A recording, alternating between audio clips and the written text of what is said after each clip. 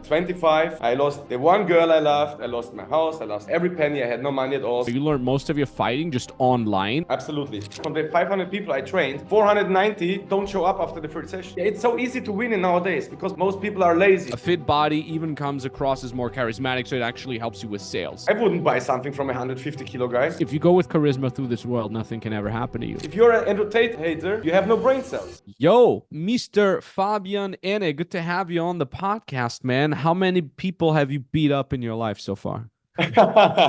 Just a few, so not that many. I am normally a good guy. I try to teach more than beat them up, but sometimes you need to beat them up too. So quite. So what I find really interesting is, so you're a fitness / MMA trainer, and you're right now, at least in Dubai, and you've trained not only with some of my friends, but also some of the people that I follow. For example, people like Ash Dykes. I just sent him a DM. I'm like, yeah, I got your trainer on a podcast today, and he's like, oh, really? Holy shit! A Flight Gecko is an awesome guy. So, what made you go into this direction as opposed to just training by yourself or anything like that? How far should I go back with the story? How long? Go back. We got time. Let's go. All right. So basically, when I was young, I was immigrant kid from Romania, lived in Austria. And I was very small at the beginning. So now I'm pretty big, 1.88 m. But at first, lucky you. Must be nice. At first, I was very small, not powerful. So I had problems in school with all the people. And then I had no confidence also to defend myself. And then when I started becoming 15, 16, I started researching what it's about that I need to defend myself. Is it the muscle? Why are some people stronger? Why do they bully me? And then I started studying what actually makes a good fighter. And then I realized, hey, it's basically, it doesn't mean your muscle. It doesn't mean even how strong or how dangerous you look. It's all about speed and how you place the first punch. And then I started putting my confidence together to defend myself in school. That turned then into, I would say a downfall, because once I realized, hey, I can beat people up, then I used that power. That was still before I did martial arts, let's say. So that was still, I researched in the internet what it's about. Okay, make a fast jab, then use your footwork. So I researched on my own. Then, I was a lot going out in clubs, did a lot of shit in my past, a lot of illegal stuff, was hanging around with the wrong crowd. So we're out every weekend, basically 2-3 times, and I almost always made trouble, let's put it this way. So I used the power in the wrong way. I searched for stress. Now thinking back, why did I do this? I was very insecure still in myself. I wanted to prove myself. I used this to beat other people up on the streets. Of course, also got hit a lot of times, everything was broken, probably 10 operations in my life. Still all before martial arts. Yeah. And then I saw in my city, this guy, the world champion, and I said, let's go. I want also now to fight against you. And then it was 21. It was 21. I went into the gym like this. Let's go. I will beat you all up. Guess what happens? First training, 1 minute later, I got so beat up with a leg kick, I couldn't walk for 3 weeks. So my ego dropped completely down. After 3 weeks, I went back. Shit, okay, maybe I'm not that good, but still I tried again. Boom, broke my nose. Again, 2 months home. That is related to the story. I don't like to beat people up because I know how it is. That's how you don't learn, actually. And then still my ego was here. Okay, let's go. All my guys in the gym had a fight. It was then my first fight.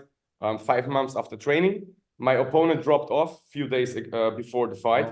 And then I got the next one. He was 10 years older, 10 kilograms heavier. Again, my ego, I will still beat you up.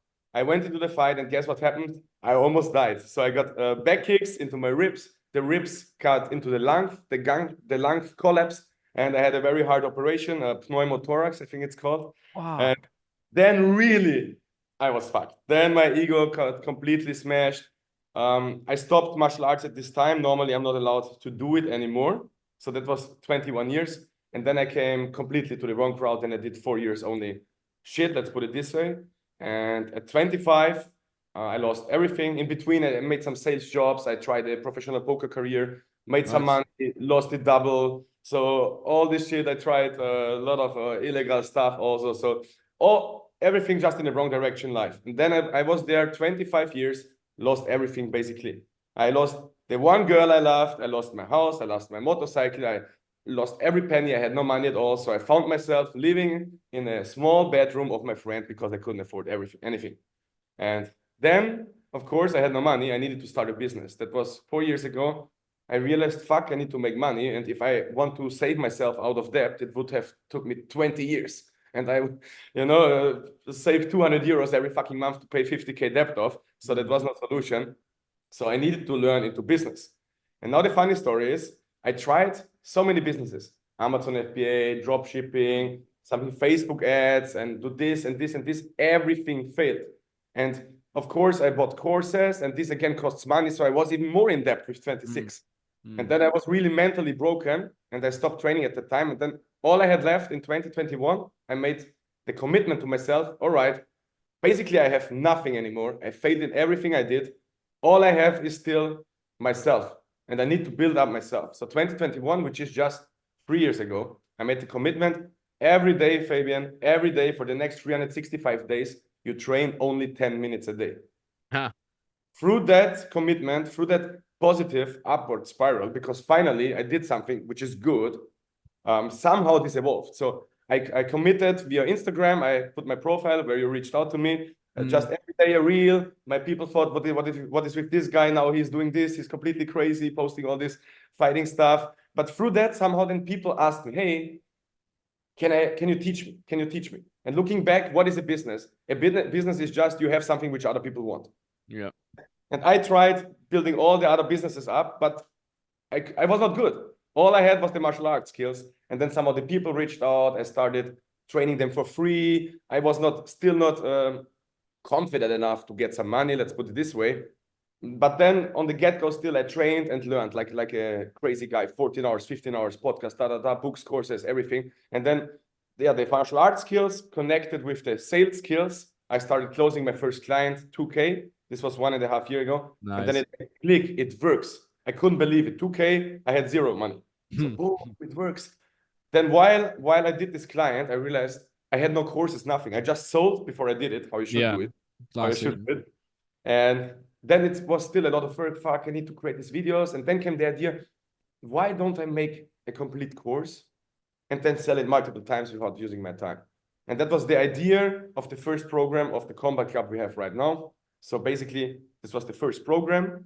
And right now we have the Combat Club, which means it's basically similar to Andrew Tate's Hustle University, just for fighting. We have one platform, multiple coaches. Every coach has built one piece of the puzzle. Power coach of Alexander, Olympia fighter, and they all get affiliate links. If the people come in from their part, the customers still get the whole thing. So now we have about 10 courses, building every week, every month, new stuff out. Also collaboration now with UFC fighter Luke Burnett. And yeah, pretty much this is 6 months old, and now I'm here. This is how it evolved. And through networking, through social media, also I got the opportunity now to train here in Dubai. Train very high-level entrepreneurs, multi-millionaires. Through that, so I'm basically self-taught. That's what I forgot in the story. Because I went out, I got smashed in the gym. I almost died basically, but then I trained myself, and I was this researcher, this a little bit nerdy guy. Why did I get beat up? Oh, the hand position was wrong. And you don't learn this in the gym. That's the problem. You need to take the time, analyze yourself, and that's how everything evolved. So that was also one of the things that I wanted to ask you. I'm like, you learned, as far as I understood now, you learned most of your fighting just online at first? Absolutely. 99% I learned online. I shadowboxed, I filmed myself, and then I put here Israel Adesanya, Conor McGregor. I like the striking. And then I put my video here, their video here. Why doesn't it look like that? And then I realized, okay, I don't extend my jab fully. I need to extend the jab. I need to turn it at the end. Then the foot position. Oh, they are way more balanced. I am standing too awkward. Oh, the chin is in the wrong position. And through this video analysis, actually, this is how the professionals do it. Damn. Because we go back to the UFC fighters, John Jones, for example, what do? They study 7 days the smallest movement of the opponent. And it's basically video analysis. And that approach we took into our online community in the Combat Club Academy. So the people do the courses, record themselves, and then from my experienced coaches, they get professional feedback in slow motion. And that's how you learn really in 3 months what you can't learn in 3 years. That's actually really freaking epic. I get this so many times, I mean, we help people that have a skill build an online coaching business from that. And oftentimes people do come to us with like a very physical thing that they want to teach, teaching golf online or teaching, like you said, fighting online. And they also have this kind of in the mindset like, oh, I can't do that. Like I got to be there in person, yada, yada. But I mean, it's true. And it always has been true that it works online. But the way you just described it is as a real life example of someone that is crushing it now, just purely doing it online. That's very, very interesting. So you're now fully based in Dubai, or are you just traveling around? Or how does that look like? Yeah, normally I'm traveling around, but now I'm 6 months here until May, until our client here has the fight. And then probably because of the heat, we just travel through Europe. Yeah. But looks like Dubai is just the fucking best city ever. So probably we'll make the residency, but not fixed yet. Let's see. Yeah. I mean, we've been joking about this earlier. The entrepreneur in his 30 starter pack is like blue light blocking sunglasses. No, not sunglasses, blue light blocking glasses, LLC either in Cyprus or Dubai. What else did we say? Drinking water only out of glass bottles. What was it? Nose plasters that I started using now because I can breathe better with that. So it's so funny. Like so many people on my podcast, they have an LLC either in Dubai or in Cyprus. So it's cool to hear that you want to do the residency there too. And okay, so one of the things I wanted to ask you too is this is what we've DM'd about earlier on Instagram. You have this 9-figure entrepreneur that wants to do a professional fight, and you're preparing him for that. Yes. Yes. How can we tell? Can we say who it is, or is that person want to be anonymous? Or? Alan Graves, CEO of Do Not Age. Basically, he was also for 4 years ago, he was fucking broke, and now he built a 8-9 figure. I don't know how many millions a month he's making, but damn. And supplement company. Why is he making so much money? Because he's providing value to the marketplace. His supplements give you longevity, so it makes you live longer. It protects your DNA. It gives you more energy. I'm taking them myself, so I can only recommend. No affiliate link, but Do Not Age, and yeah, huge value. How come this guy wants to get his ass kicked if he makes all this money and he's good, and you know what I mean? Like you said it yourself, you almost got killed, right? So I understand it when you're, in your early 20s and you got a skill and you want to prove yourself, and this is the one thing that you're good at, and you want to make a name for yourself and build a living. But this guy already made a name for himself. This guy already built a living. What's the incentive here? Why do you still want to fight? I mean, I get it if you want to learn how to fight, because it's healthy. It's really awesome cardio. It's not a bad idea to know how to fight just in case you need it. But what's the idea behind, hey, I want to do a professional fight? I think there are 2 types of personality, or 3 types. There are ones, the losers who can't do anything, who don't get anything done. Then there are the people who are a little bit successful. They work a little bit, then they are on the couch. And then there are the hyper successful people. Once they build the first thing, they want the next crazy thing and the next crazy thing and the next crazy thing. For example, he's also flying to out of space for 1 hour, just nice. because he can. Classic. What's the meaning of life? It's getting experiences or living as many lives as possible, I think, So he's the type of guy who wants to conquer everything, who wants to try everything, who doesn't give a shit. And that's what I respect. And that's a very cool guy. Sick. And how exactly do you prepare your clients for a fight like that? What does that look like on a daily, weekly basis? So first thing was he had 2 amateur fights 10 years back. So I think he's 33 now. Mm-hmm. Honestly, and that's the point also where we differentiate from every other coach. Or not every other, but 99% of coaches. I don't know every coach. But he came here, and the first 3 weeks we spent where? Only on the footwork. Because most people, when they train, what do? They buy boxing gloves, go to a punching bag, and smash the punching bag. But if you take the punching bag away from them, they can't even hit you. They fall over. They can't even hold proper the balance. So really, for the first 3 weeks, we just focused on the footwork. Because if you have one punch, the jab, and the good footwork, you will beat 99.9% of people. But most people just have the completely wrong approach. So what we are not doing is learning him fancy combinations. We start at the footwork. Once we have the fundamentals, we go to the rhythm. You need a movement, left, right, left, right. You need the right positioning. You need the right balance from left, right, forward, backward. Once you have this, we start with single punches. Basically, we teach him a good jab. It's the most important in boxing. The lead hand, bam, bam, bam. It's the fastest one. And the right cross. There we are right now at this level. And from now on, we teach him strategies. So if the opponent watching, we don't tell exactly what. But you can imagine it like the chess moves. If you want to kill the queen, you think 5, 6 steps ahead. And that's basically what we're doing. How can we use the jab 2, 3 times to set up the cross and to set up this cross to land the lead hook knockout? So we teach him 3, 4 moves, which are all correlated together. So we get 4 or 5 moves later, the knockout. And the same works for defense. We prepare, the opponent has only 2 hands. So basically, this is the only thing that can hit him, 2 hands. So now we need to prepare him for the straights, for the hooks, for the uppercuts, preparing for every scenario. That's what we're doing. Damn. So how does that look like on a daily basis? Do you guys train him every day, or is that like just a couple times per week? So we have 10 trainings a week, 2 to 1, 2 to 1.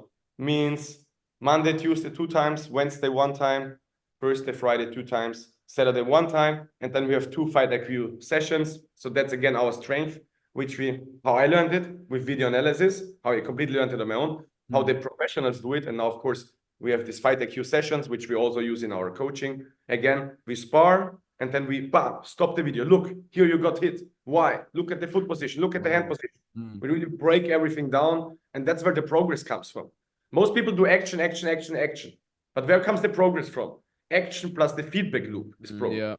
You do action, action, action, you do the same shit over again, you know? So fight IQ sessions are very crucial and essential for evolving. So fight IQ is where you basically review the training and so on and so forth. That's so cool. You know, we do the same thing for our sales staff too. You know, not only do we want to have every single one of our sales guys just hit numbers, just do as much volume, talk to as many people as possible, but then we also listen to recordings. We do exactly the same way. We pause, like, what did you just say? Why did the client say this after you said that? Well, listen to your tonality. Listen what their question was. Listen what you answered to that answer and so forth. It's actually really cool to see that that's just being applied universally. And 100% agree with you. Like, it's really good if you can just, you know, use brute force and volume and just do and practice. That's good. But what's even better is you do practice and then you analyze. You do it deliberately and you're doing it with actually, you know, being intelligent about things. Because it's kind of easier to just say, fuck it, I'll just train 12 hours a day than saying I'll train 2 hours, but I do it with brain and I'm actually smart about it. Just earlier today, I saw a really cool quote by Mike Tyson that he posted on his Instagram. And he said, this world is not a strong man's world. It's a smart man's world. It's a thinker's world. It's not a tough man's world. It's a thinking man's world. Exactly. That was the one I butchered it. Sorry about that. But yeah, and it's so damn true. I mean, damn. It's a joy, man. I gotta say that. So when you've trained a lot of people in your life. Yeah, probably 600-700. Exactly. And not all of them are entrepreneurs. And, you know, me being someone that has been doing entrepreneurship for over 10 years, I always want to know, are entrepreneurs different kind of clients of yours? Do they learn differently, or are they just the same as anyone else? If you see differences, where are they? Yes. So they receive way better. That's the thing. First, they have the work ethic. And second, they receive the information way better. And they have this, I call it system thinking. Entrepreneurs think different than the whole masses out there who think linear. And so entrepreneurs can connect the dots way faster and are way better clients. And that's why, of course, we have the academy, which is for the masses, cheap. And then we have also the one-on-one stuff for entrepreneurs. That's interesting, man. Good to know. Good to know that we're a little bit better. You know, it's funny. I noticed that too. Is like one of the coolest things about entrepreneurship is like, I've always thought I'm relatively smart at it. And then every year I'm like, God, I was such an idiot last year. I knew nothing. Every single fucking year, I look back now at 2023, I'm like, man, I knew nothing. I had no fucking clue what was going on. And in 2023, I thought the same about Max in 2022. Is I almost cringe when I see like old stuff of mine, because, you know, for me, it's all documented because I see, you know, I always do videos and stuff like that. So it's so cool. I always say entrepreneurship is self-development on steroids. Because ultimately, the consequences when you fuck up are so grave.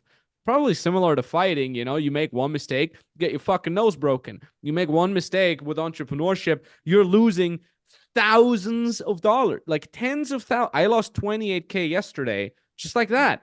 And you're like, huh? The crypto or in business? No, in business. Crypto, No. I don't even know. That's a whole other thing. I got a bunch of crypto that I bought in 2017 that I don't know. I don't follow it. I still on my little ledger thingy, you know. I bought Bitcoin at like 8,000 and Wow. Ethereum at like 270 or something like that. I haven't looked at it, but yeah, anyways, like I lost just 28K yesterday just because we made a dumb mistake. And these things just pile up. And you know, I also made we got the 10 million cash collected award last December. But though That's so nice. I might have collected 10 million, but I've lost way more than that. You know what I mean? Like the mistakes I've had were made way more than the money I made. And that's why I love entrepreneurship, because it's kind of like a modern adventure. You can ultimately, you know, 200 years ago, you would just go through the woods, go through the forest, try to go to a different country. Nobody speaks the language. That's an adventure, you know? You would try to go into a freaking cave and slay a dragon because dragons were real 200 years ago. And nowadays you can't do that anymore. But nowadays you have this whole other adventure, which is entrepreneurship, and you plug into this virtual world where you're shooting content and you're reaching people and you're selling things and then you're coaching people. And sometimes you don't even meet these people ever in real life. I've had clients that I've worked with for over 3-4 years. I've never seen them a single time in real life. And I know them very, very well, I would say. So it's a crazy epic adventure that you get to be on with this. Now, talking about adventure, man. So it seems to me when you earlier kind of gave us a crash course over your life, that it's not like you've been at the bottom and then you rose up and now you are where you are. But for you, it was a very heavy up and down, because you said you built yourself up, then you lost everything, that you've built yourself up again, then you lost everything again. What do you think was the reason for that? Not the right mission. So if you just hunt money, then I had the money in poker, for example. I made 30K in one day. Nice. This is it. I always wanted to make 10K in a day. I made 30K in a day, poker, boom. And then I just went out, partied, then I was home, and I remember I was so miserable. And then what I did, I want more, and I lost it all. So if you hunt the money, you're fucked. If you don't give the mission a sense, that's the nice thing about coaching. You're pretty much helping people. So I focus right now on the people. How much value can I give? What transformations can I provide? And then the money come itself. Of course, you need some sales skills and craft some nice offers, but don't run after the money. Run after the thing which money gives you. And all I wanted actually was freedom. But I put it myself into this entrepreneur red wheel, you know, instead of the employee red wheel. Yeah. Build the business, build the system from the get-go. Of course, make your first 10K, but then build the system and the business from the strategy aspect that it can handle 10 million without you required. That's how I do it now. I really think in advance. All my money I get in now, I spend it all on my team, on my coaches, on new marketers here and learn here. Basically, I'm broke in the bank. All I get in, I put it out again because I want to learn more. Because I learned it from Alex Hormozi. It costs me $1 million a month not to know how to make $1 million a month. Understand? So basically, I want to know that as soon as possible. And I have the skills now. I don't care if I lose it all or anything. I can make it every day back. Once you have sales and a skill, I can make it every day. I can sit down, close some clients, make money again. Yeah. Amen to that, man. Amen to that. So what I found particularly interesting is, you know, you said at first you learn how to beat people up and you got the skill, but you used it wrong. And you paid for that very dearly. Physically, you got your nose broken and you got your ribs all fucked up. You had to have surgery and so on and so forth. And now you're using the skill for the better. You're lifting people up. You're helping them get fitter, better, smarter. What made you get your life together in this aspect? What was was there a process behind it? Was there a line in the sand that you drew where you said it's no more? I gotta change this. How did that look like for you? I think I wanted, and everybody watching has everything. Everybody has something they wanted to change, and most of the guys wanted to change something for years. It was just the rock bottom pain, you know, when, oh, I want to change something. But then again, I go out and party, and then I go, I will change something tomorrow. The moment you can't do anything because you can't buy a fucking bread at the supermarket, then you know you're fucked. And that pain, and I couldn't, I remember I didn't want to wake up. I wanted to die, really. Laid in bed, no energy to even go to the toilet and piss, really. It was so, but then you have two options. Do you want to give up or do you want to start again?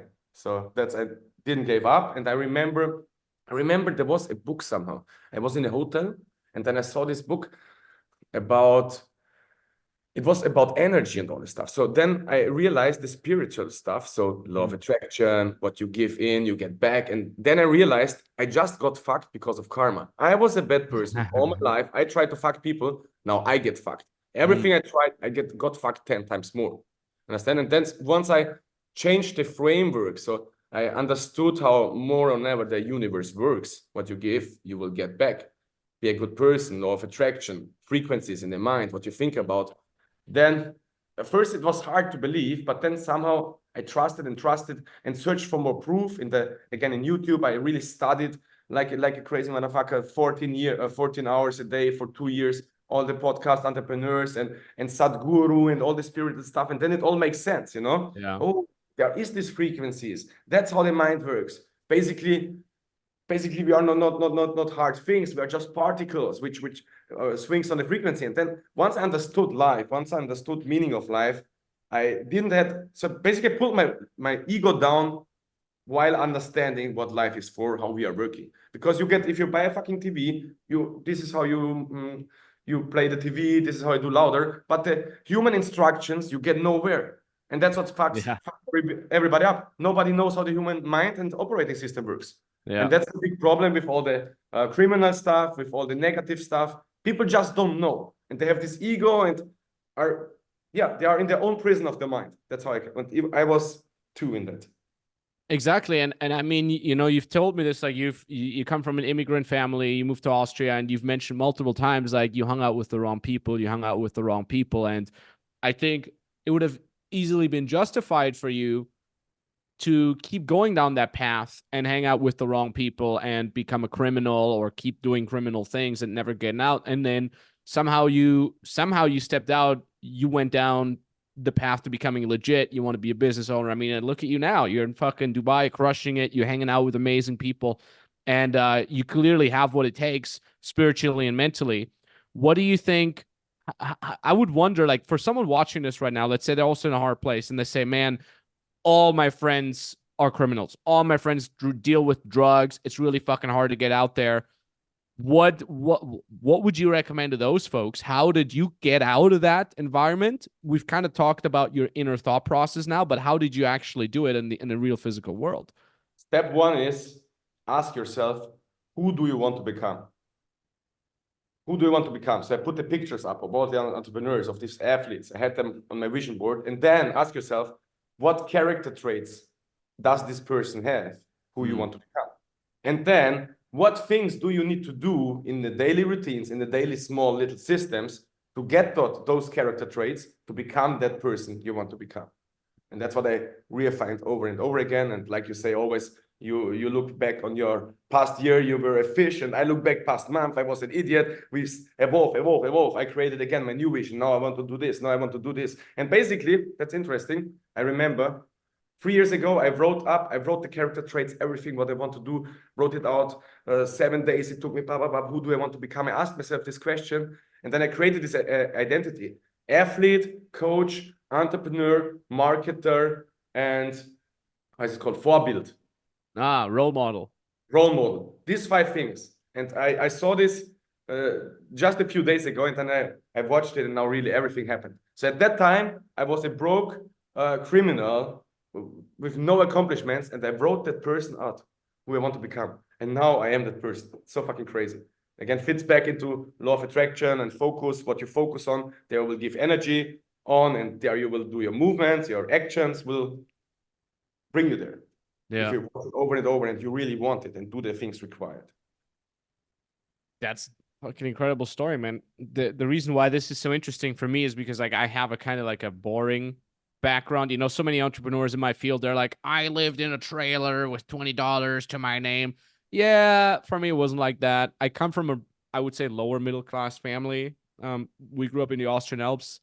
Bad Aussee, Salzkammergut, which you might know probably as a fellow Austrian. And I mean, like we were kind of poor, especially after my parents got divorced. I remember my my mom having to buy the cheapest bread for breakfast. And then one day she bought the good bread, like the one we saw in the fucking TV commercial. And it was like, all right, kids, we got the good bread. Like, better make sure, like only eat 2 slices. And that's where I really felt like, damn, we are poor. We are fucking poor. But at the same time, I don't come from like a crazy drug addict family or stuff like that. You mean we were like lower middle class. So I always find it very interesting when someone has a little bit more of an extreme background such as yours. And then even more so the fact that you got out of it and that you're crushing it now. That's very, very, very inspiring. And that's also why I wanted to talk to you. So nowadays, do you still only train 10 minutes a day? Because you mentioned that earlier, or how does that look like for you? Nowadays, I would say on the off days, I really just make a short workout plan. Don't craft my techniques a little bit. Yeah, just a little bit, because I have not the focus not to fight or something. Yeah. But main focus is on clients. So basically, we are running boot camps also now. I have this private client, and you can imagine I train with him, I scream at him. So I cannot get out of shape if I train other people. Yeah. But if I would right now in my face, especially if you're an entrepreneur, most people think I don't have time for the gym because I need to work 15 hours to build a business.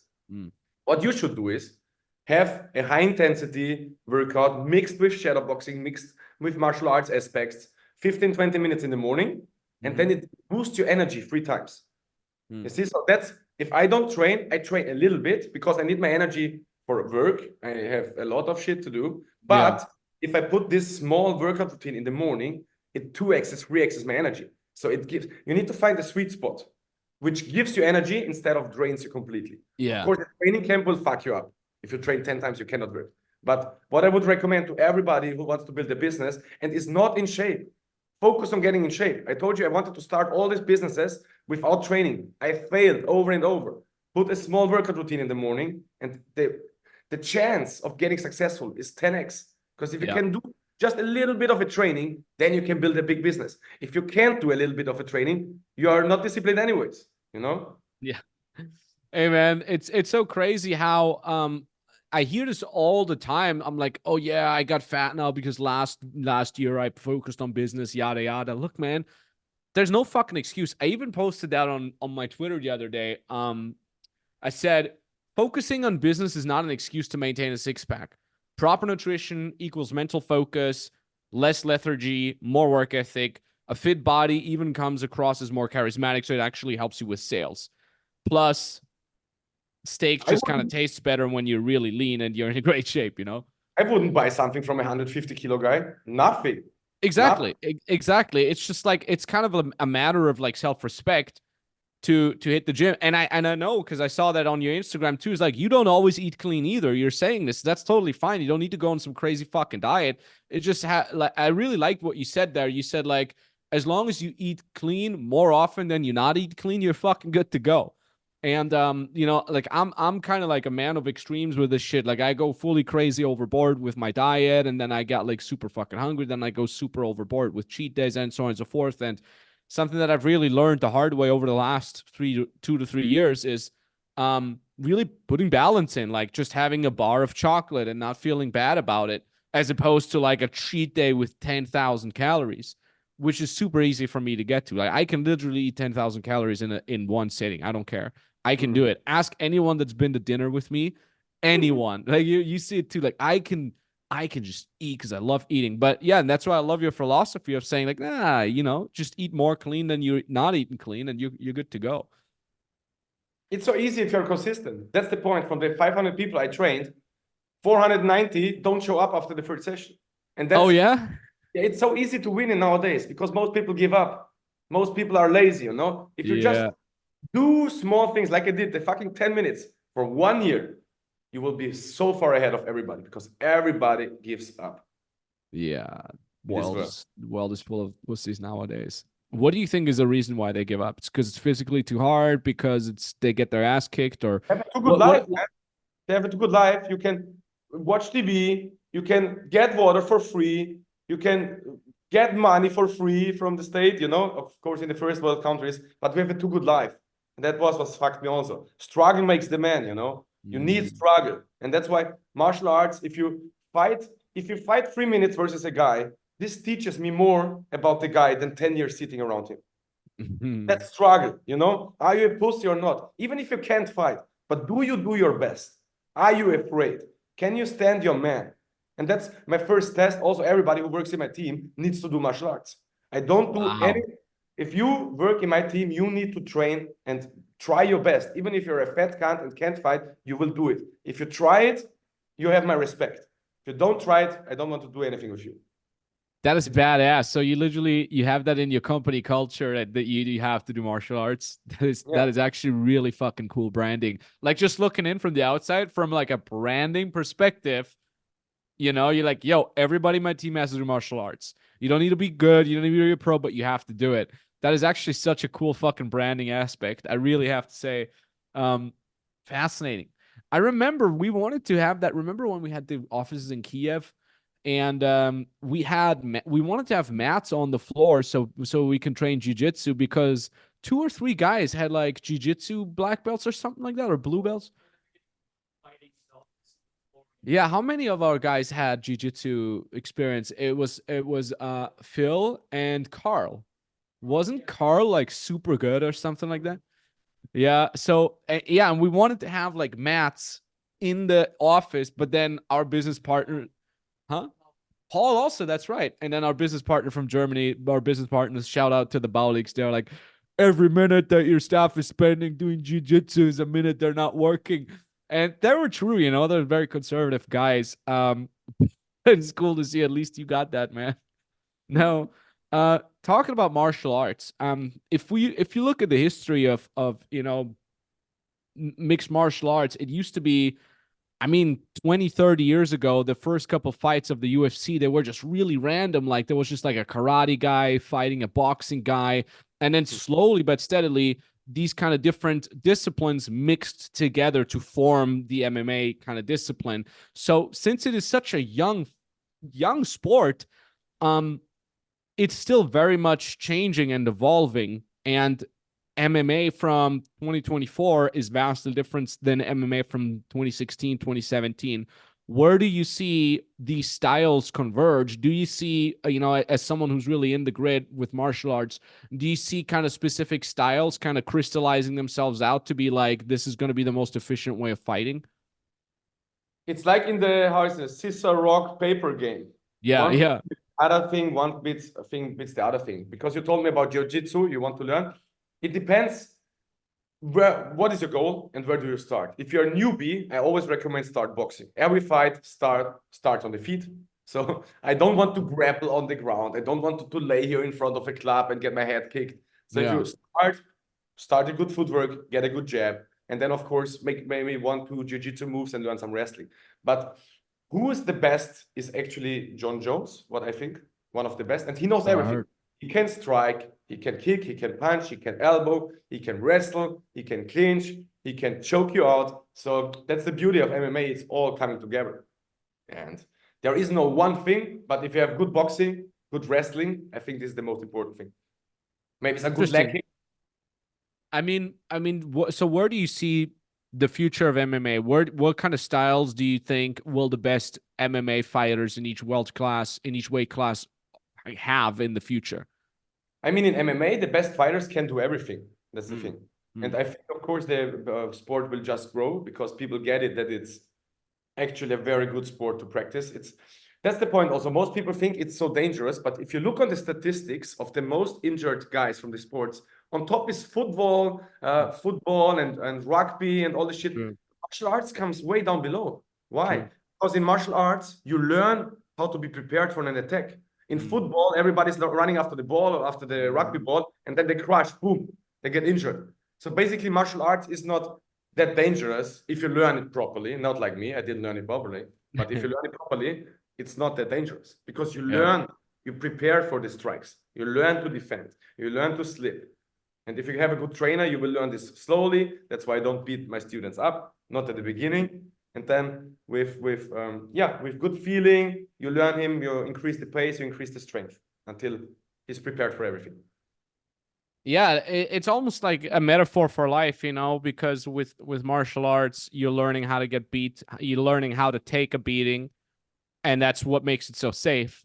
And it's again, like, very much the same with entrepreneurship. I've had earlier this week, I've had my weekly call with my beginner clients, and beginner clients are people that, they start out with their coaching and they don't make 10K a month yet, and our goal is to get them to 10K a month at first.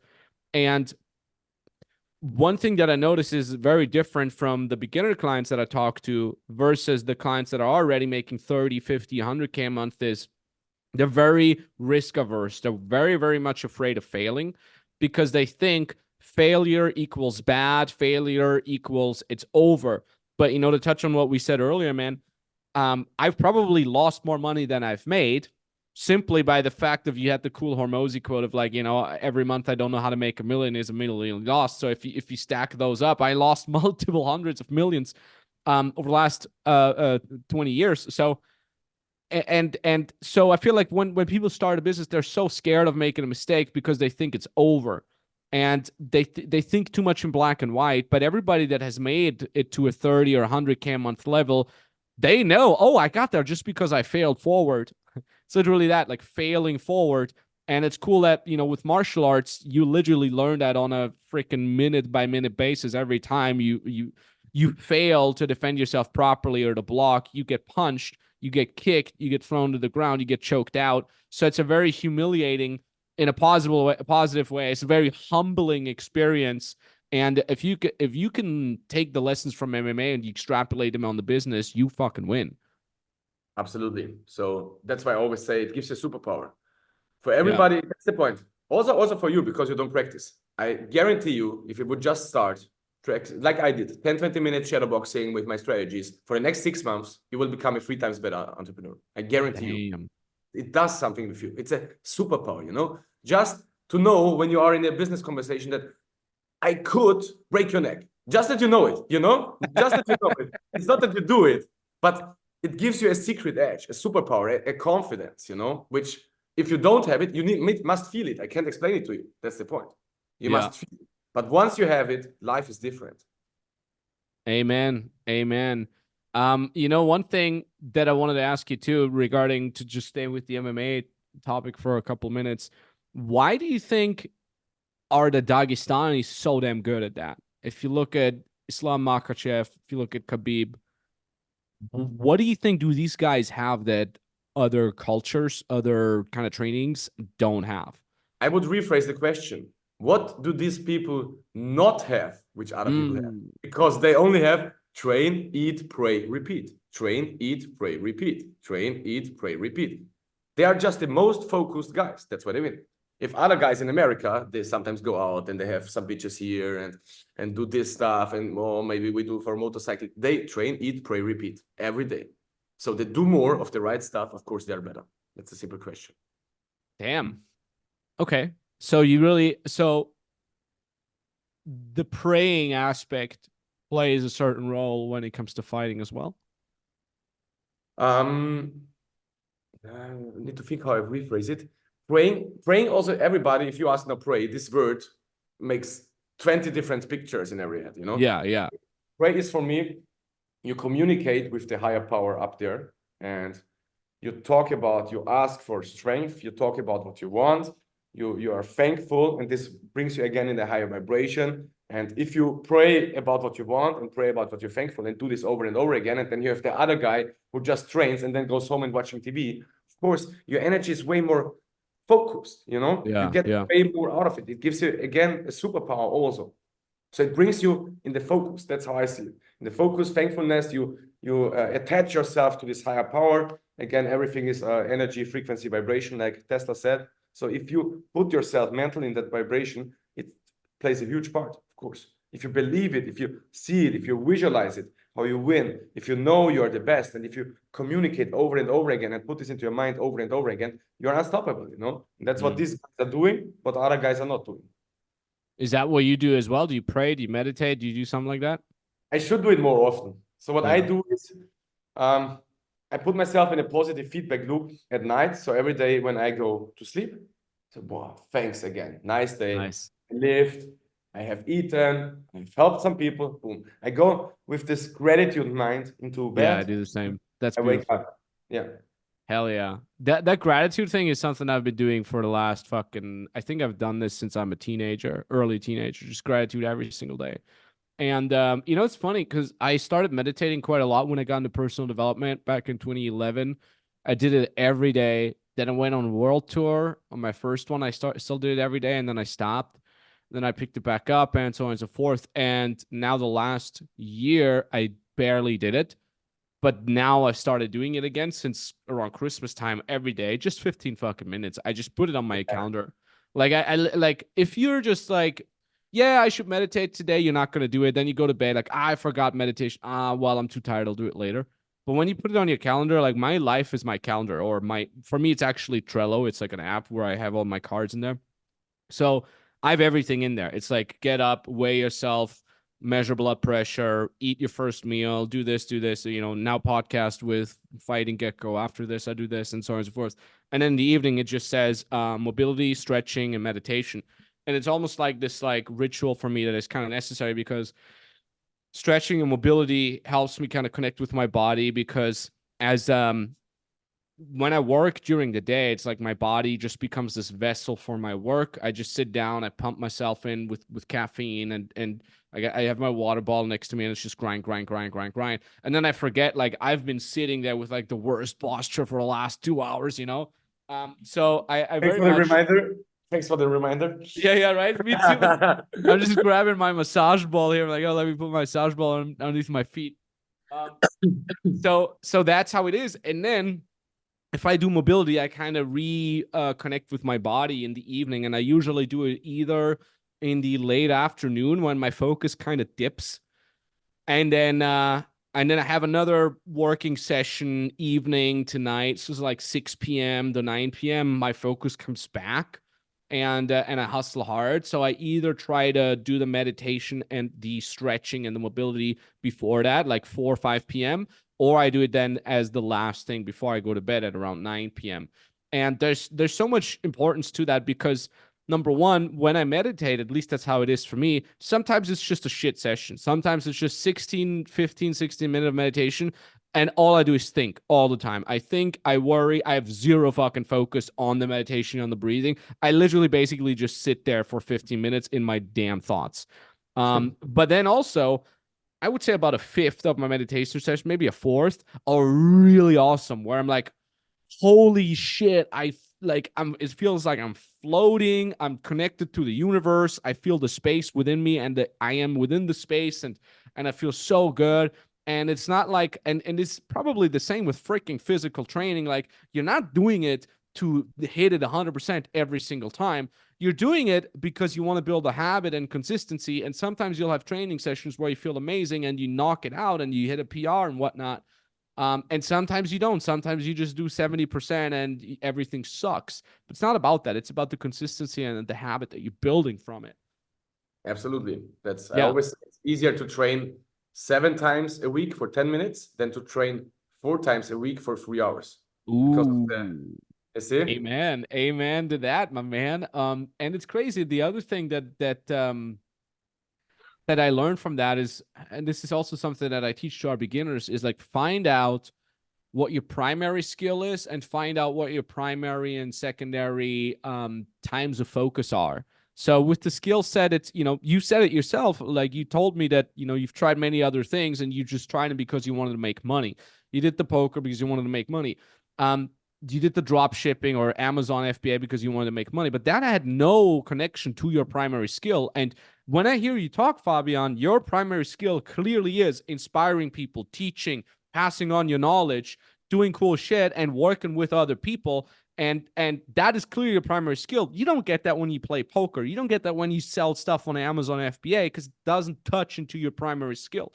That lesson I have relearned last year as well, where I did, we've been scaling the company. We've been building systems. We've been doing so much. And none of that is my primary skill. I would say systems building is pretty good. I would say it's my secondary skill. My primary skill is similar to yours. It's coaching people, inspiring people, creating awesome content. I can fucking create content. Just sit me down, Let me talk to a camera. I can talk for 6 hours. I've done this in the past. My very first business dating advice, I literally did 10-hour seminars every single Saturday. I didn't give a shit. Just put me in front of a camera or a crowd. I'll just ramble for 10 hours. I love that, and I'm really good at that. That's my primary skill. And I didn't tap into that in the whole of 2023 because there was a bunch of other fires I had to put out while scaling. Now I'm starting to tap back into that. When did we start creating content again? Like freaking November, December or something like that last year. And I'm feeling amazing and I feel good. And clearly things happen in the company much faster when I'm nurturing and when I'm putting out my primary and secondary skill. And that was the same for you. And now look at you, you're crushing it. And you look so inspired and you got all this fucking energy because you're tapping into your primary and secondary skill. Absolutely. Yeah. And for people who don't know what are the good or what the primary skill is, you should ask your friends, your family, other people, what do you think am I good at? What do you think am I good at? What do you think do I suck at? And now, if they don't tell you anything, then you are just not good enough. You just need then you just need to learn a skill. That's the point. Yeah. Like knowledge, and you need to try. Maybe I'm good at this, try. Maybe I'm good at this, try. And over the failures, you will get redirected to what, really your primary skill is. Exactly. Normally something, everybody's good at something, you know? So if you ask a few people, you will get a yes in something. Yeah. Amen to that. And, and then the other thing is know where your primary times of focus are. So for me, I wake up in the morning and I want to get to work. I feel that, like, let's go. I hate snoozing. I barely ever, I maybe snooze my freaking, my alarm clock maybe once or twice a year. And that's really just because I'm sick and I need more sleep. But usually I just wake up 5 to 10 minutes before the alarm clock. I look at my phone. Oh, cool. And then I get up because I want to do stuff. So for me, mornings, I got to get up. I got to go on the walking desk treadmill and I just get to work. It's what I did today. Even today, Saturday. I wanted to move. I wanted to get shit done. Very contrary to my girlfriend, for example. She needs like 5 hours in the morning to chill. Really? On a weekend, she gets up. She's like, hey, like, come back. Let's cuddle. And I'm like, no. You chill there. You nap. I will go do for 3-4 hours. I will put work in and then I come wake you up. Like, and then, but what she does is like, her brain starts racking up in the evening around 10 p.m. I'm done. I want to go to sleep. And she's like, I'm not tired. Let's go do something. So the big important key about this is that you need to know where your times of focus and creativity are. And then that's what I love so much about online entrepreneurship.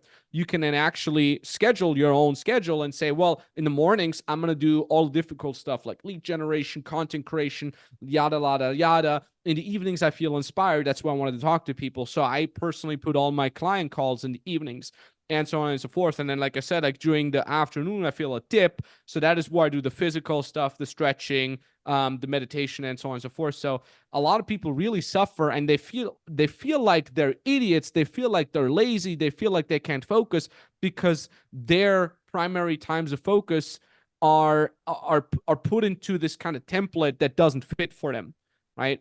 So like I said, like some people just don't want to get up in the morning and get to work. Now, society is going to tell them, hey, you're lazy. But in reality, their primary work time would actually be evenings. And that's kind of the problem about things like 9-to-5 jobs is you're being put into this box and you have to perform from 9 to 5. But for other people, that might not even match with their primary focus times. And that's what I like about online entrepreneurship. You can literally find out what your primary focus times are and you just nail it. That's when you work. I agree that maybe some people are 2 times more focused at evening than in the morning or either. But if you have a strong enough why, which is not about yourself, which is out of yourself, build schools, make your parents free, look after your girlfriends or children, I think you have 10 times the focus all fucking day. Also good point. Not gonna lie. You can hack your mind if you have a strong enough why. And again, this fits back into the mission. If you know why you do it. Really, why? Like I said. Amen to that. I can't deny that. I mean, it surely has it has an aspect to it for sure. Do you because you mentioned a lot of times your mission, and I saw it on your Instagram too. What exactly is your mission over the next year, 2024? What is it in the next 5 to 10 years? So in the next, so this year basically, it's change 1,000 people's life through the power of martial arts, because like I told you, I know when you do martial arts, it doesn't matter what you do. If you want to be a dating coach, if you want to be an employee, if you want just to be a good husband, what you do, martial arts gives you superpower. So through martial arts, I want to implement the routines, the 20-minute routines, how we do it, because I know the short ones is enough. Over time, they will give you the secret superpower. And over my lifetime, of course, inspire 1 million people and help 1 million people transform their life through martial arts. Damn. That's beautiful. Who's usually your client? I guess it men between 25, 35, something like that. Have you also had older women or something like that joined your program and said, hey, I want to learn some kick-ass stuff? I just had one woman who was interested, but we had no woman join because we specifically talk to men, you know?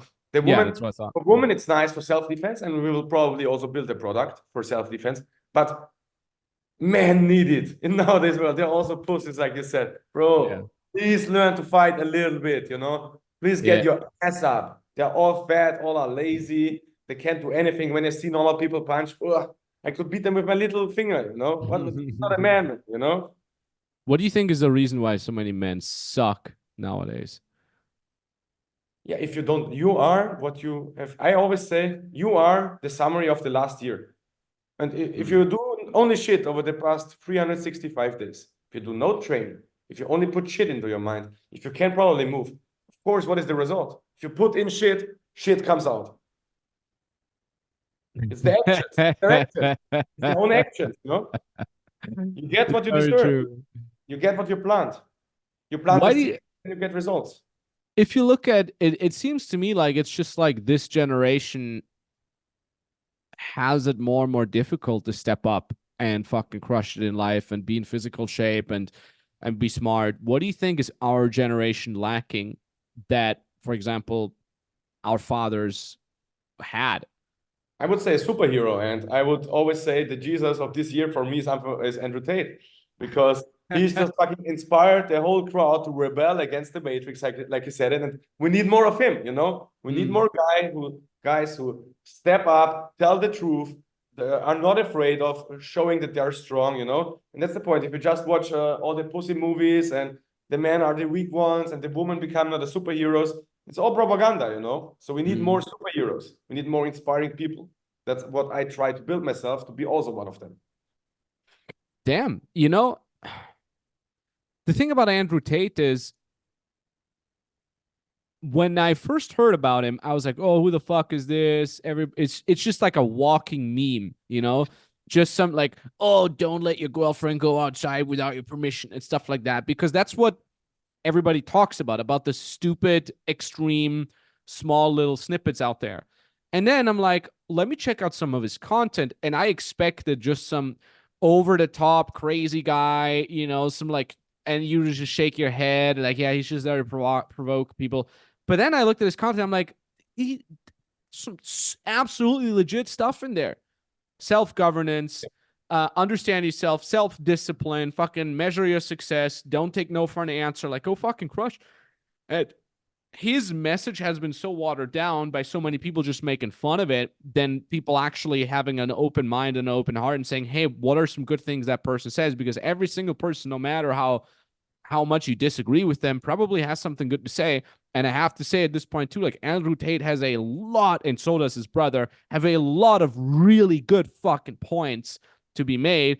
And I actually think if you're a 15, 16-year-old young man and you're highly you're very, very easily influenced, I'd rather have this young man be influenced by people like Andrew Tate who say, go work out, go make something out of yourself, build a fucking business, and go fucking take what is yours, than them having to be influenced by some sort of fucking woke agenda that tells them that, hey, it's great, it's good to be weak, it's okay to be not a fucking threat. You know what? Like a strong man is someone that can be absolutely a threat to everyone, but chooses not to be one. That's the kind of man we need. That's the kind of man that build a society, not fucking weak men, not beta simp men, but men that are very strong and that could kill, but choose not to do it. And that fits good. 2 days ago, a 15-year-old texted me, hey, I'm in Dubai. I want to meet you. I said, okay, at this time, here at this training place, if you show up here, I have 15 minutes. He comes, it's fucking 15. I ask him, what are you doing? Yeah, I do drop shipping. Aren't you in school? Yeah, I'm in school, but I do drop. How the fuck you came to drop shipping? You know what he answered? 1.5 years ago, he saw Andrew Tate, and then he realized he can make more money, and he started learning drop shipping. And now a 15-year-old is visiting me in Dubai. You see? Wow. So either you search for the bad stuff, like women can drive, all the shit. Of course, it's marketing, you know. He's just a marketing genius. He became the most Google person on planet. But if you look away from the smart stuff, from the truth, then you're just a fucking idiot, you know. If you're an Andrew Tate hater, you have no brain cells, you know. That's how it is. Man, 15-year-old kid. So did he come here with his parents, or did he buy his flight with the drop shipping money, or how exactly did that work? To be fair, he came with his parents from a ship, but still he's thinking about business and he's meeting business guys. He was sitting with me and my millionaire clients. Bro, what have I done with 15? Going to the shop and steal some candy, you know? That's what I did. I mean, you know what I did? Like at 15, I fucking watched The Simpsons and I played World of Warcraft. I played Counter-Strike Source, I think, or 1.6. And it's crazy. These folks get younger and younger. That's the crazy thing. When I started 2011, okay, I was 21 years old, and I'm going to the seminars for dating and personal development by Julian and Alex, like all these RSD people, and I'm there at 21, and they're like, oh, it's great that you're doing this already with 21. And I felt like I'm the young guy. I'm going to crush everyone because I'm doing this already at 21. And then I remember I would, 2 years later, I was doing speeches for RSD, and I did a speech in fucking Honolulu, Hawaii. I did an event in Honolulu, Hawaii. Granted, I was the assistant, and as the assistant, I had like 20 minutes of speaking time before the instructor came on. And then, everybody was super mind blown because my speech was really good. And then the instructor comes on, and he was like 10 years older than me. And he says, well, you did very, very well, Max. And you're doing it. It looks very cool because you're so young. When you're 30, nobody will care. Like when you're 30, you will be expected to do a good fucking speech. At 30, you're expected to crush it. And but it was cool because I was so young. And now I get people that, for example, they apply to be a closer in my company and they're 19. So I had this one guy, Kevin, once, and he applies to be a closer, and we're doing it over Zoom, right? And he's sitting there, and he's sitting in a car while doing the interview, and I instantly give him shit. I'm like, what is this? Why the fuck are you in your car? You want to be a closer for a multiple 7-figure company, and you can't even show up in a proper background. And then he said, well, apologies, sir. I'm sitting here in the car because I live with my family. I'm 19 years old, and this was the only quiet environment that I had. And I'm like, oh, respect. I like that. And then even his dad knocked on the window during the interview, and he's like, oh, excuse me, father, I have this interview, please, and the way he talked to his dad in such a respectful manner, I'm like, oh, I kind of like this guy. And then I asked him, like, what's your sales experience? He said, I sold cars. And I'm like, you're 19 years old and you sold cars? Who hired you? And he said, nobody hired me. I literally just walked around my neighborhood finding cars that were being sold, and I said, hey, can I sell this for you? And I get commission. And he did that when he was 16. So he did that between 16 and 19. And I said, you started going outside at 16 trying to sell cars on your own for commission. You know what I did at 16? Masturbating. That's what I did, a lot of it, So I'm like, dude, okay, I want you in my company. This is fucking awesome. And now I hear people like this 15-year-old that already built his own fucking business. That's so fucking inspiring to see these folks being younger and younger and making the decision to step up. And, as we said, peek out of the matrix. It's become such a cringe term, like escape the matrix. But it is fucking true. Like, to a degree, this 15-year-old is trying to escape the matrix because he's fucking thinking outside the box. And that's inspiring as hell, man. Matrix is nothing different than the system, Do you want to play in the system, or do you want to go out of the system and play? Yeah. You need still to play the rules, but to play it smarter, to take yourself out, And deep inside, everybody wants it. Just, again, fits back into martial arts. Most people have not the confidence. They don't have the trust. They don't have the belief. They know they are losers, and they will think that they will stay for the rest of their life a loser. They don't even see there is something else. And that is exactly the end of Tate haters. If somebody comes and say, you can be a millionaire, just a lazy fuck, they just don't want to see the truth. And it is the truth. Everybody can get rich. Everybody can get strong. That's the beauty of a man. Put in 2-3 years of work like I did it. I was completely fucked in every area of my life. I built myself up. Takes 2-3 years, and then you live the rest of your life in freedom. Boom. So, because you said also like everybody can make money, everybody become martial artists, and so forth, and I agree with the making money part. It's I wouldn't maybe necessarily say everybody can become an entrepreneur, but everybody can become part of a great company. And again, it sticks together with your primary skill and your secondary skill. So, for example, our CMO Robin Bauman, I've had him on the podcast earlier as well. His skill is not being on video and making fucking reels. So he's a fucking CMO and an ads and a copywriter and a marketing expert, right? So what he does is he plugs his skill set in to companies like mine, where my skill set is clearly the social media aspect and the inspiring people. And now in combination, we're building something really, really great. Is he working for you full-time, this guy? I mean, he does work full-time for me and full-time for other companies as well. Maybe you can give me his contact. I had some. Hell yeah. If possible. 100%, man. Just DM me after this so I don't forget, and then I'll see what we can do. And then what was I saying? Oh, so my question that I wanted to ask you was, with martial arts, is there such a thing as talent, where you say like, okay, wow, like sometimes I'll start working with someone and they have the coordination already or something like that? Absolutely, yes, because of some. Maybe I was also, I would say, pretty talented. I learned fast, but I did sports all day. But hard work beats talent every day when talent doesn't work hard. Yeah. Amen. Amen to that. How is talent how is talent manifested with martial arts? It's all muscle memory, you know? If you fight, it's more about how can you move your body. It's similar to dancing, actually. And if you have moved your body in the past, you've done some ball sports or you danced even, that benefits a lot.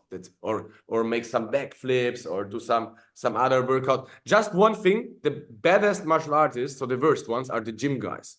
Because the gym is counterproductive. You're just pushing the weights from the hands. But if you've done full coordination sports, then you will have a way easier entry into the world of martial arts. I mean, it's funny that you say that, that the worst people are people that just go to the gym. That was exactly the same with me when I did some MMA. In 2020, I did weekly sessions with Jaakko. I forgot his last name, but he's basically the Joe Rogan of Finland. And he trained a lot of the national fighters there in MMA. And then I started doing Muay Thai in Kiev when I moved back to Kiev. And I also had, I forgot his name, but he was some Ukrainian trainer, also trained some national pros of Ukrainian fighters. And he trained me. And the whole training was so funny because he barely speaks English. And he would just kick my fucking ass the whole time. And I come there, 6-pack, shoulders, great pecs. I look like I'm a freaking pro athlete, but I have zero cardio, zero actual useful strength, And it would just be the warm up, and I would just drip sweat, barely able to breathe. And he's just like, "You just train to look good. This is not real sport, man. Not a real sport. Look at you." The whole time he would just make fun of me every single day, and he just kicked my ass. And I loved it. So yeah, I can attest to that just because you look fit doesn't mean you are fit. That's somehow also the mission, because why do all people go to the gym? They think that's the only way. But if you ask yourself, do you want to train 2 hours to look good? Or do you want to train 1 hour to look good, be strong, kick your ass, defend your family, get confident? You see, it takes you less time for multiple benefits. If you go to the gym, it takes you more time because of the sets break for less benefits. So if you think logically about it, the gym should be empty and the martial arts rooms should be full. But then comes again the fear. That comes again. Pushing weights is easy. Just go grab the dumbbell. Still, most people don't get it. Still, 90% are out of shape. But comparison, it's easy. So that's again the thing, and that's why I always respect way more the guys who practice martial arts. I know there are good guys. I haven't met one martial artist, or very rare, who is an idiot. Martial artists have character because of that, because it's hard. Yeah. I mean, it's funny that you said that when you said going to the gym is so damn easy. and still people don't do it, you know. Still people don't, they can't even do that. So 100%. I also want to give a shout out to my dad here. He's 60, you know, and he's not gonna get in shape. He's vastly overweight, always has been. He's always been my fat dad. Shout out to him. So, and you know, just last year I was somehow able to force him to go to the gym 3 times a week. I basically said, hey, I'll pay the gym for you, but you have to go 3 times a week. And if you don't send me a selfie 3 times a week from you at the gym, you have to pay the month for yourself.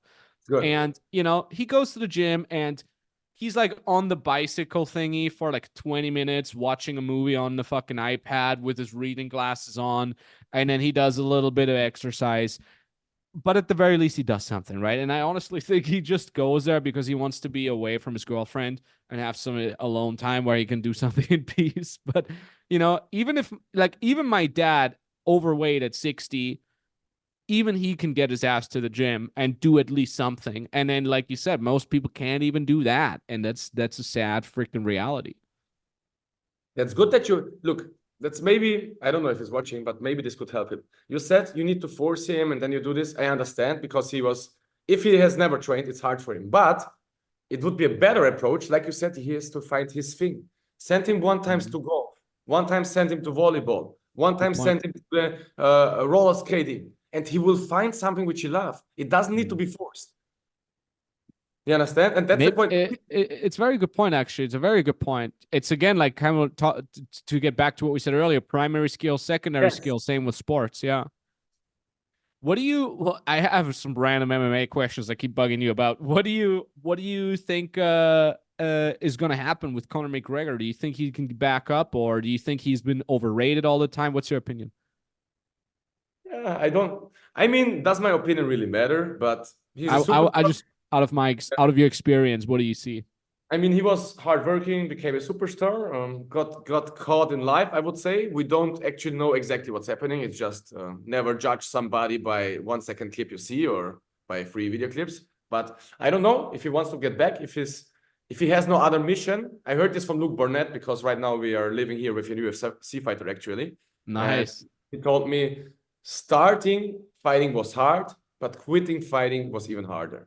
Because you lose your identity, you know. Yeah. Fighting all day, all life, and then you need to stop. So I think he will probably get back, but I think it's more like a business. It's risk, you know. Why? If I would be Conor McGregor, why should I take a risk? You know, the fucking big superstar. I can launch any whiskey brand and become a billionaire. Why should I go back in? It's hard, bro. You need to love it, really love the fight game, and he loves it probably, but still he has fought enough times. So I don't know what's happening. Let's see. Yeah. That's what I thought too. Is like it's such a sport where it really helps you to come from a really, really, really shitty background, and it's almost counterproductive when you're doing well. I see this weirdly enough with a lot of bands. I'm a metal fan, metal and rock, and usually metal bands, there's like a certain period in their career where they hit this really big success with an album and then they get shitty. Because as a metal musician or a rock musician, you kind of have to have a hard life. If you're feeling too good and too happy, your music's just going to suck. So, at least for metal and for rock, you know? That's for everything in life, my man. And that's why you need to put yourself through hard things. What's the way to put yourself through hard things? Training martial arts. You see, everything comes back to training martial arts. That's the point. Put yourself through the hard training session and your whole life will be easy. You will appreciate more. That's what I mean with superpower. Yeah. You know? Didn't Joe Rogan even say that? It's like you got to put yourself under suffering every day. Like deliberate suffering is the way to happiness or something like that. And that sounds to me like martial arts. That's Andrew Tate's message also. You need to suffer. If you're not suffering, you're not becoming the man you need to be. You become. Yeah. Damn, man. So also talk about men. Awesome men here. So here's the funny thing. Like, the way I found out about you, because my buddy Michal from Slovakia, he was training with you. And I'm like, hey, I think I know this guy. And then I tapped on your profile. I'm like, oh, you're following me. Cool. I want to hit you up. And then you and I chatted. And then turns out that you also met my buddy and one of my closers, Lincoln, in Warsaw. So how did you meet Lincoln? Shout out to him. Bro, honestly, in the front of the DJ. I was out. I was out. We were 4 guys, 25 chicks, had a table, and I'm the type of guy I don't want to sit. It's boring. I need action. So I stood up, went directly in front of the DJ, got smashed there, and somehow a guy were here, and it was Lincoln. And immediately we resonated. After 3 hours, he asked me, "Who are you? Who are you? Where are your guys?" I said, "Oh, I'm here with 25 chicks." I turned around, everybody left. I was alone, and I just was with Lincoln alone in the club, and from that moment on, we became friends. Yeah. That's so funny. Yeah, Lincoln's one of our head consultants. So shout out to him. He's now in Vietnam. Where does he live? Or Thailand, I think. Thailand or which one? We will have a call later. I don't know, but oh, nice. Tell him I said hi, man. Tell him I said hi. And then also, so that's so funny. And then just before our interview, just before this podcast episode, I'm on my stories and I see Ash Dykes, whom I've also been DMing for years. We've been DMing back and forth just a little bit about his projects and stuff like that. And then I see you tagged and I'm like, wait a minute. I know this guy too. So also shout out to Ash Dykes here. Are you training him for something specific or? We just met up. He's gone already. He was here in Dubai. He had a speech and he left already to London right now. Nice. So and you had a training session with him or what? Yeah, we trained him very strong. And he has some crazy stories, man. This is the real David Goggins. Yeah. I mean, all the stuff with like following the Yangtze River and stuff like that. So did he have a martial arts experience before that? I can't remember. Yeah, he had fights. He fought. He had also struggled. You see, this man also such a humble man. Had so much struggle. Had no money. Had to fight for money to earn money. He had 12 fights, I guess. And then he did all this shit again without money. Struggled, but now he gets paid 5 figures for talking 30 minutes. You know, so yeah, there's worse things for sure. What do you have to go a little bit deeper? Do you sometimes feel worried that when your life becomes too good, you lose that sense of struggle that has always been your driving force? I mean, I enjoy myself right now. It comes all back, not worrying, it comes all back. What is life for? To live life experiences. And 1 year back, I had still this mindset. I will work every day to become the richest man and to show it to everybody. And I am the best still. But then I become the richest man. I worked 60 years and then I die, you know. So I'm not worrying. I'm trying to balance it out.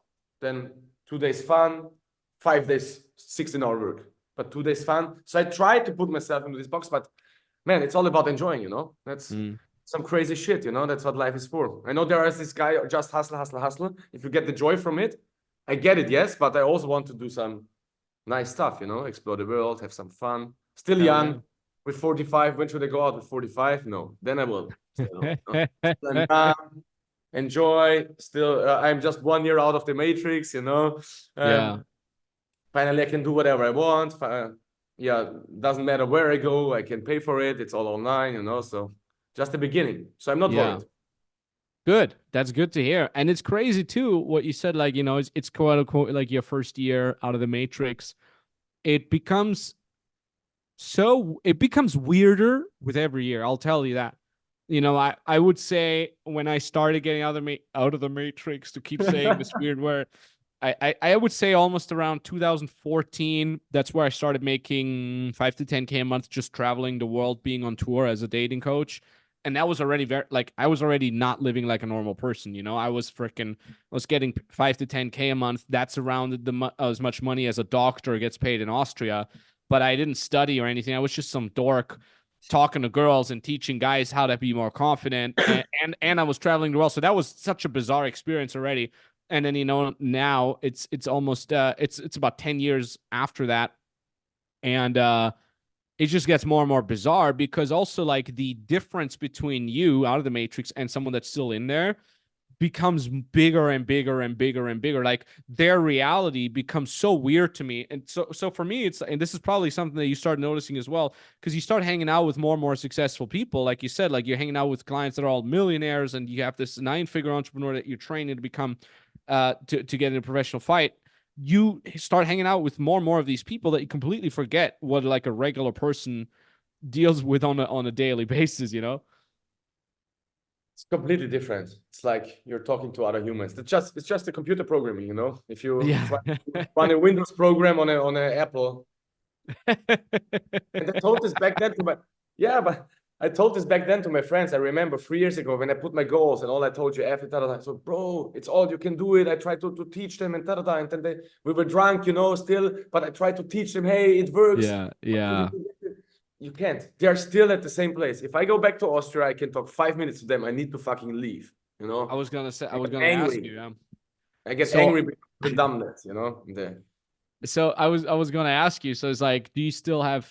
Are you still in contact with some of the people that you were hanging out with back then? And what are they doing now? Yeah, 2 guys, they help me a lot. So still I want to buy them a car someday because they Wow. help me out someday when I make a lot of money. But what should I talk to them? They're doing the same shit, of course, completely the same. And they don't get it. And they are not asking, you know?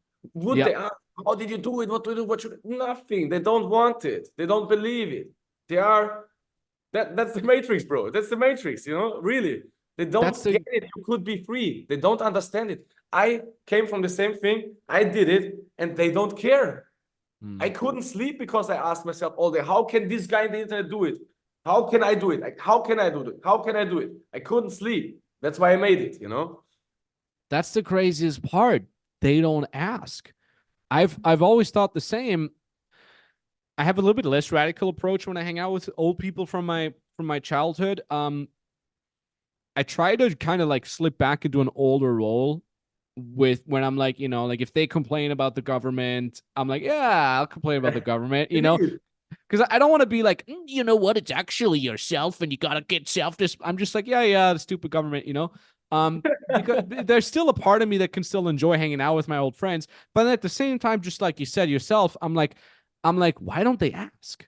Why don't they like, hey man, like, because I remember the first time I rented a Lambo, because I used to rent Lambos when every time I go somewhere, and I rented 2 Lambos at the same time. I rented an Aventador and I rented a Huracan, and we rented it for like a week, both cars, and with like 400 extra kilometers. So the whole thing was like 35K, and I drove around Vienna, and then I met one of my best friends from high school, and he became a teacher, and we met at the parking lot, and we were driving somewhere, and I'd walk up to the Lambo, and I press the button, eat, and he's like, oh shit, what, really? Like, you really are here with a Lambo? Holy shit! And how much was it? I'm like, yeah, 35K for about a week for 2 Lambos and all these extra miles. And he's like, wow, dude, that's my yearly salary, he said. And I'm like, yeah, well, sucks for you, I guess. But he never asked of like, hey man, like, how can I make money too? You know what I mean? It's not like he probably doesn't want to make more money. Of course he wants to make more fucking money. If you make 35K a year, you probably want to make more money. And he has kids now and all that. Like, isn't it in your responsibility to give them a better life by being more financially liquid? So I always wonder, like, why doesn't he ask? Because he's my best friend. Like, I would help him out. I mean, he was my best friend in high school. I would help him out. I would give him access to my programs and all that jazz. And I've done this before, but people just don't ask. Don't do it. And they don't do it if you give them programs. If you give them something, they will not do it anything. Yep, that's also true. When you put the fly in here and they fly around, you saw this, then you open the bottle and they still stay in here. And that's the people. That's the people. Yeah, it's a fucking box. Yeah. I don't know if they are not dumb, People, it's just the programming, If you can't believe that it works, but you see it that it works. That's what I don't understand. If that's the craziest part. Somebody can buy 3 supercars in 1 week, and you need to work 60 years. Why don't you ask? But not everybody can be a winner. Have fun staying a loser. That's how it is. Mm-hmm. Yeah, like I said, it's so much brain mumbo jumbo going on in everybody's life, because it's, again, like, also one thing that I noticed is when you step up, you also become a target for a lot of people, and people will criticize you and they will find bad things about you, even if they're not true. I mean, we've literally had this where we've had people post really bad things about my company on Reddit, literally incorrect things of like, yeah, it's a scam and blah, blah, blah. And I lost all this money, which literally isn't true. And I was always wondering, like, why the fuck does that happen? Until I see a DM, buried in my message requests on Instagram of some guy literally said, hey, Max, I'm going to post fake reviews of your programs on Reddit unless you give me $5,000.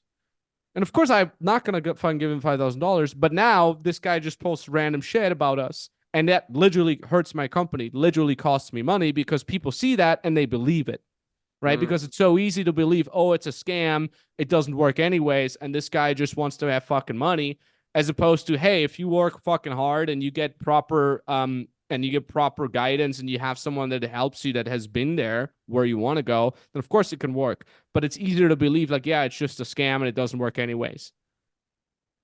Yeah, that's the point. The bigger you get, the bigger of a target you get. Also, I saw my course right now in some random. So one of my, or 3 or 4 of our combat club courses are somewhere random in the Telegram group. Yeah. Put out, no, still did, but you still don't get the access to us. You still don't get the feedback. You still don't are not in the community. And it's part of the risk. Look what happened to Tate, man, you know? He fucking got put in jail for something which they lied together, you know? This guy has 100 women. They say he's a human trafficker, you know? That's the best example. But yeah, then again, do you want to take the risk and win with all the negative side effects, or do you want to stay a loser anyways? Exactly. Let's go. And then again comes the martial arts thing. You want to fight me? Let's go. Come on. What do you want? You know? That again fits back together. You know, you need to have that mindset. Doesn't matter what's happening. You flow with it. You know, you beat it somehow. And you conquer it. You conquer the problems. Problem solving. I've had Karl Ess on. If you know him, he's very, very controversial. He's basically the Andrew Tate of Germany. Yeah. I've had him on as well, and he said also something very interesting. He said, like, look, I never chose to get in all these confrontations. I never chose to be this public target for people, but I became it. And then you basically have 2 choices. You either let it kill you and you give up and you say, hey, it's not worth it, or you just become stronger and you get really good at confrontation. And you actually not only master confrontation, but you actually come out as a winner. And again, it goes back to martial arts. It's like you cannot avoid confrontation. You can only be prepared for it and then come out as a winner, I guess. Yeah. Yeah, and so it's the same with Karl Ess as well, and Andrew Tate, and so on and so forth. Yeah, man. I mean, that's the point. If you have the balls, if you have the strength, anyways, you can't avoid confrontation. Everything is confrontation. You know, can just be smart. Charisma beats a lot of it. So how should I say it? Maybe on camera, sometimes I sound a little bit rude or something. In real life, really, I try to play with the charisma, but sometimes you just need the hard words, you know? And that's how it is. That's an interesting thing. Elaborate on that. Sometimes charisma. If you're a charismatic guy, if you're a good person. So let's put it this way. Before I trained martial arts and all this shit happened to me, I had always confrontation. I had always street fights. I always got punched. Or my nose got broken from behind. And I thought, oh, the other guy, it's his fault. But at the moment then, when I had confidence in myself, I said, oh, sorry, bro, I don't want it. Or somebody wants to beat me. Ah, bro, sorry, I love you. You know, they can't beat me up. Bro, I just said I love you. I said, sorry, I'm putting my pants down. You know, if you go with charisma through world, basically you have no problems. So you make less problems.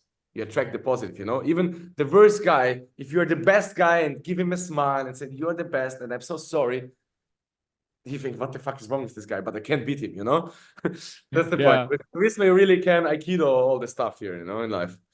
So if you're a good person, just all fits back, do the best, be a good person, try to help always. And then you will have a better life. It's actually pretty mind-blowing. I just wrote that down. I have this little value nuggets notepad in my phone where every time I hear something really mind-blowing, I write it down. And what you just said, I wrote it down, is that if you go with charisma through this world, nothing can ever happen to you. And it's very true. Like, you can give a charismatic answer. You know, like we in Austria say a schmee. You know, if you go through with a schmee, then you can save yourself a lot of trouble. It's very cool. Never had trouble since years, not one trouble. And we just were out with a friend here and almost got trouble, but then almost got trouble. And his professional boxer, Olympic fighter, he would smack his life here, you know. But he would go to jail probably. He would go to jail. So I just took the guy. Oh, sorry, man. And then security. Okay. Walk me through it. What happened? I mean, we just go out. There were some girls. This was this guy's girl. And he just talked, and then he got angry, blah, blah, blah, and he wanted to smack him already, you know. I said, oh, good, and then nothing happened, you know. You see, but same occasion, if we would have do different stuff, if we would be aggressive, we would broke his nose and we would be 10 years in jail in Dubai. Yeah. Same thing, just different approach. And See, everybody would have lost. charisma and aggressive. You see the difference? Yeah. It's so weird, huh? That in our world, you can get away with so much when you're just charismatic. How many politicians have literally lied to everyone's face, but we still vote for them because they have charisma? You know what I mean? Yeah. It's if you were like an alien looking down on this earth and they're like, hey, look, this planet is full of monkeys. They have no hair, but they're just crazy monkey descendants. And they don't get it that if you just smile and you say things with a lot of convictions, everybody will believe you and think you're awesome, no matter what you do. It's so funny. Like you said, like charisma can really help open a lot of doors and keep you from a lot of harm. It's a very, very good point.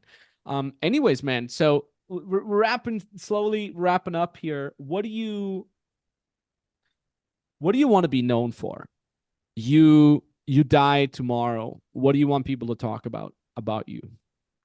That it doesn't matter how much fucked up you are, and I was so fucked up, that you can always turn your life around. If you are a good person, if you work on yourself, if you conquer yourself with martial arts, you can conquer basically anything in life. And it doesn't matter how fucked up you are, what your past was, how much of a loser you were. You can anytime change it if you create your vision in your mind, write the character traits down, and do the actions required to get that character traits. Because everything in life either dies or grows. So when you do the right actions from tomorrow, you can grow and you can become the person you can always want to be. And that you live life with fun. That it's not all about hard, that you enjoy it. That's what it's about, experience. And to experience it, you need to make money. That's it. That's beautiful, man. Man, it's been an absolute pleasure to have you on. What's your travel plan? When are you going to be back in Austria? Bro, hopefully never, man. I hate this country. I swear. I swear. I can't stand the people, man. I swear. Maybe because I lived there so long, I can't stand them. So maybe we can meet up in Vienna if it's 1-2 days. Maybe 100%. I just visit my parents 4 or 5 days, but I will be gone as soon as possible again. Yeah. No more Matrix, bro. There are Matrix agents everywhere, you know? Oh, yeah. There. That's funny, man. I'm moving to Helsinki in February, March. So maybe I'll also see you there. Otherwise, when I'll be in Dubai, we'll go hang and you kick my ass a little bit. Let's go. Yeah, until May I'm here, and then let's see, Europe tour, and in winter, who knows, maybe Thailand, Bali, or again Dubai. I don't know. Let's flow with life, flow with opportunities.